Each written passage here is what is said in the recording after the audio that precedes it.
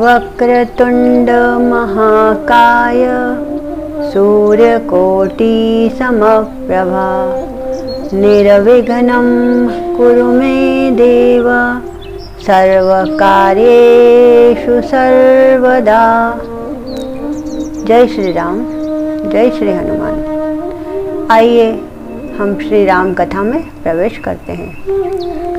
काकभूषणी महाराज कहते हैं कि आज चारों राजकुमारों का गुरुकुल में प्रवेश हुआ है।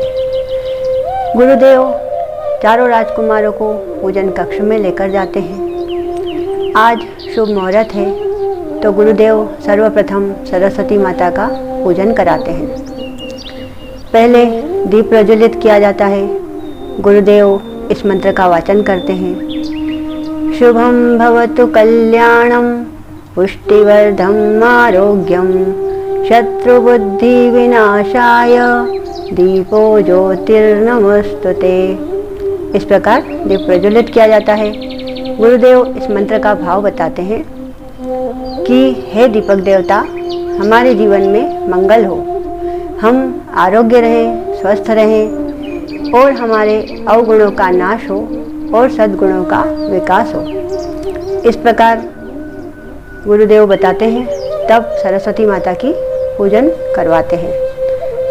तो पूजन में कंकु अक्षत अष्टगंध, हल्दी और पुष्पमाला, श्रीफल और नैवेद्य। सरस्वती माता को शहद का भोग लगाया जाता है। फिर सरस्वती माता की स्तुति की जाती है। विद्यावंतं यशस्वंतं लक्ष्मीवंतं जनं कुरु रूपं देहि जयं देहि यशो देहि दिशो देहि। इस प्रकार सरस्वती माता का पूजन संपन्न होता है। तब गुरुदेव चारों राजकुमारों को गुरु माता अरुंधति के पास लेकर जाते हैं। गुरु माता अरुंधति गुरुदेव की धर्म पत्नी है। वह चारों राजकुमारों का परिचय करवाते हैं कि यह अयोध्या के राजकुमार हैं। राजकुमार माता के चरण वंदन करते हैं, प्रणाम करते हैं। गुरु माता चारों राजकुमारों की ओर निहारती हैं। तो निहारते निहारते उनकी दृष्टि राम पर जाकर टिक जाती है।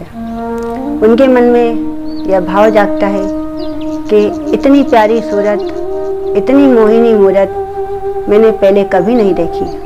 उनके मन में ममता हिलोरे लेने लगती है। फिर वह चारों राजकुमारों को आश्रम के अंदर लेकर जाती हैं। वहाँ उनके रहने का स्थान बताती हैं। फिर सायंकाल होता है। सभी पूजा वंदना करने के पश्चात भोजन ग्रहण करते हैं।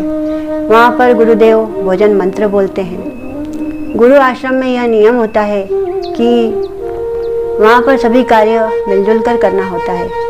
वहाँ पर कोई ऊंच नीच नहीं होती, कोई भेदभाव नहीं होता, कोई राजकुमार नहीं है, कोई गरीब नहीं है। वहाँ पर सबके साथ समानता का व्यवहार किया जाता है। भोजन करने के पश्चात सभी के निद्रा का समय हो जाता है। सब अपनी अपनी जगह पर सोने चले जाते हैं। गुरु आश्रम में एक बहुत बड़ा दालान है। वहाँ सभी बालकों को सोना होता है। तो सभी बालक अपने अपने बिछौना लेकर सो जाते हैं। जो शत्रुघ्न है उसको नींद नहीं आती है। तो वह कहता है, राम भैया, मुझे तो माँ की याद आ रही है, मुझे तो नींद ही नहीं आ रही है और मुझे तो लोरी सुने बिना नींद नहीं आती है। तो राम भैया कहते हैं कि तुझे आज लोरी मैं सुनाऊंगा। वहाँ पर और भी बालक रहते हैं। वह कहते हैं, राम भैया, हमें भी माँ की याद आ रही है, आप हमें भी लोरी सुनाइए। तो राम भैया कहते हैं कि मैं आज सबको लोरी सुनाऊंगा। तो राम भैया लोरी सुनाते हैं। निंदिया रानी आजा, प्यारी सी अखियों में समा जा। इस प्रकार राम भैया लोरी सुनाते हैं। सभी बालकों को धीरे धीरे नींद आ जाती है। अब प्रातःकाल सभी बालक जागते हैं। पूजा अर्चना करने के बाद गुरुदेव उनकी शिक्षा आरंभ करते हैं। गुरुदेव कहते हैं कि हमें किसी भी कार्य को आरंभ करने के लिए स्वस्थ रहना आवश्यक है। यदि व्यक्ति स्वस्थ नहीं है तो वह किसी भी कार्य को नहीं कर सकता, उसका मन नहीं लगेगा। स्वस्थ रहने के लिए हमारे शरीर में 5 तत्व हैं, जल, वायु, अग्नि, पृथ्वी, आकाश। इनका संतुलित रहना आवश्यक है। यदि यह 5 तत्व संतुलित हैं तो हमारा शरीर स्वस्थ है, और इसके लिए हमें सात्विक भोजन और व्यायाम और अच्छी निद्रा आना आवश्यक है। इससे हम स्वस्थ रहते हैं, हमारा मन प्रसन्न रहता है और हमारा कार्य करने में मन लगता है। इस प्रकार गुरुदेव सभी शिष्यों को बताते हैं। फिर वह धीरे धीरे सभी विद्याओं का ज्ञान कराते हैं। गणित, भूगोल, अर्थशास्त्र, समाजशास्त्र, भौतिक शास्त्र, रसायन और दर्शन शास्त्र, ज्योतिष विज्ञान, नृत्य कला, संगीत कला और अंत में धनुर्विद्या। इस प्रकार धीरे धीरे समय बीतता जाता है। एक दिन गुरुदेव सभी बालकों का समूह बनाते हैं। वह 3 समूह बनाते हैं कि एक समूह भिक्षावृत्ति के लिए जाएगा, एक समूह वन में संविधा लेने जाएगा और एक समूह गुरु आश्रम के कार्य करेगा।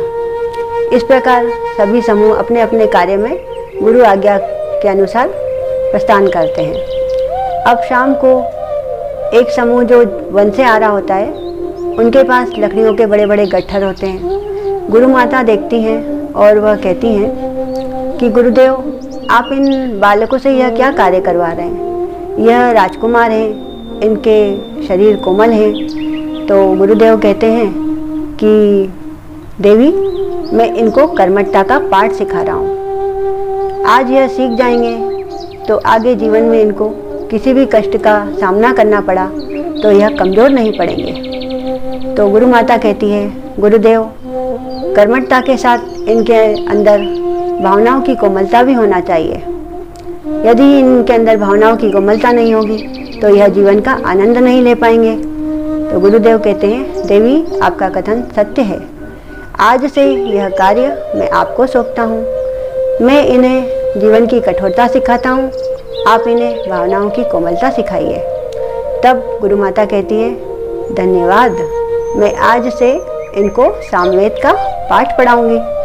तब माता सामवेद का पाठ का आरंभ करती है, सभी शिष्यों को संगीत कला सिखाती है और इस प्रकार सभी 7 सुरों में खो जाते हैं। बोलिए श्री रामचंद्र भगवान की जय, श्री हनुमान जी महाराज की जय। जय श्री राम।